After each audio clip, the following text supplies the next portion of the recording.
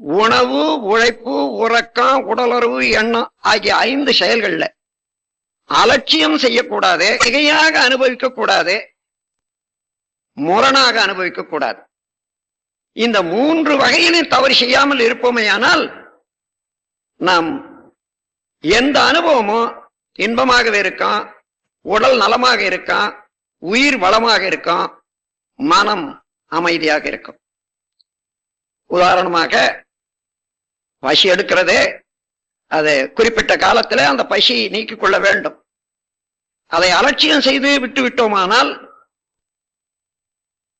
உடலிலே உதிர்ந்து போகக்கூடிய அந்த இடத்துல இருந்து வரக்கூடிய இழுவை சக்தி தான் குடலிலே வந்து தாக்கும் போது பசி உணர்வாக ஆகிறது.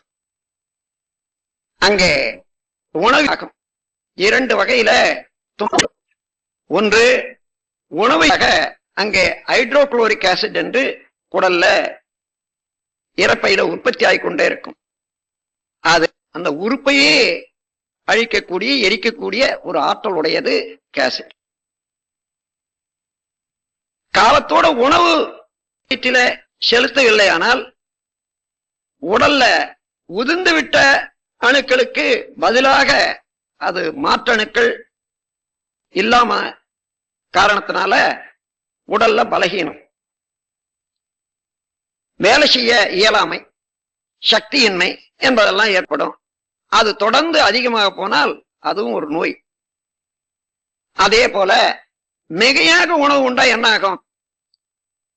புடிச்சு போகும், நல்ல ரசம் பிரிக்க முடியாது, அதனால நல்ல ரத்தம் ஓட முடியாது, அதனாலேயும் கேடு உண்டாகும்.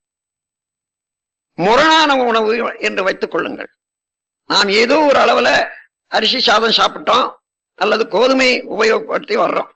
திடீரென்று யாரோ சொன்னார்கள் வேறு ஒரு தானியம் இருக்கிறது அல்லது இம்மாதிரியான உணவு இருக்கிறது, அதை சாப்பிட்டா உடலுக்கு நல்லது, இது விஞ்ஞான முறையில நிரூபிக்கப்பட்டது என்று சொல்றாங்க.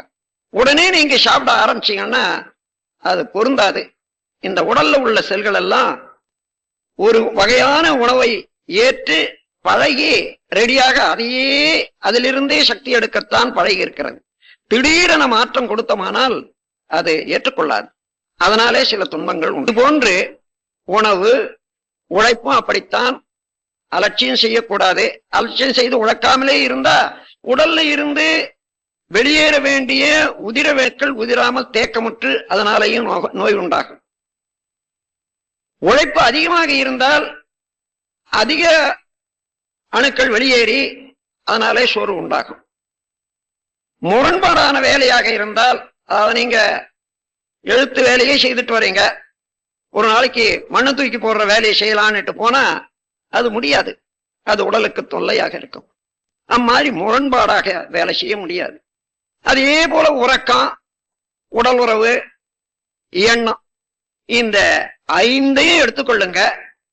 அலட்சியம் செய்தாலும், மிகையாக அனுபவித்தாலும், முரணாக அனுபவித்தாலும் உடலுக்கு துன்பம் உண்டாகும், நோய் உண்டாகும்.